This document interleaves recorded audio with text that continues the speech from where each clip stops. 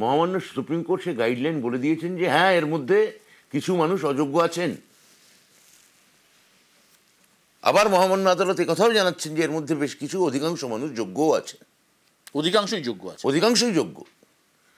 তাহলে যিনি যোগ্য তার চাকরি যা খাওয়া উচিত কি উচিত নয়, আদালত সেটা পারে কি না সেটা তো আদালতের এখতিয়ার, আমি সেটা নিয়ে কোনো মন্তব্য করতে পারি না।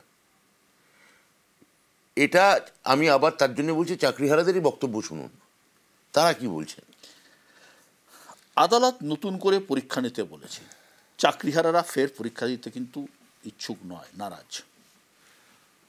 দেখুন এখন ওদের একাংশ নারাজ থাকতেই পারেন, তারা 10 বছর আগে পরীক্ষা দিয়েছিলেন, প্রায় তারা 10 বছর ধরে পড়াচ্ছেন, তো তারা তো শিক্ষকতার মধ্যেই আছেন, তো তাদের মধ্যে কেউ কেউ নারাজ হতে পারেন। কিন্তু এই যে পরীক্ষা দিতে হবে আবার, এটা তো সরকার বলেছে কি?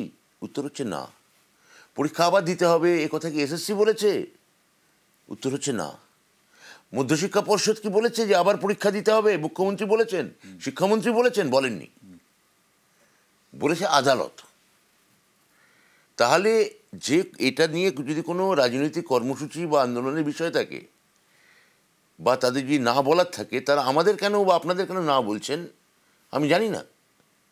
আমার মনে হয় তারাও নিশ্চয়ই রিভিউ পিটিশন করছেন, তারাও নিশ্চয়ই নতুন করে মহামান্য আদালতের কাছে আবেদন রাখবেন, স্বনির্বন্ধ অনুরোধ রাখবেন। তা তারা সেটা আদালতের সঙ্গে নিশ্চয়ই কোনো একটা বোঝাপড়া করে নেবেন। কিন্তু আমরা ওরা যাই করুন না কেন, ওদের নিয়ে আমি খুব একটা ভাবছি না। মুখ্যমন্ত্রী বলে দিয়েছেন যে ওদের পাশে আছেন, তো আমরা সর্বতভাবে ওদের পাশে থাকবো। আইনি পথে আমরা প্রতিরক্ষা এবং কবচ দেব। আইনের বাইরে গিয়ে এটা আমরা করতে পারি না, সেটা কন্টেম্প্ট অফ কোর্ট হয়।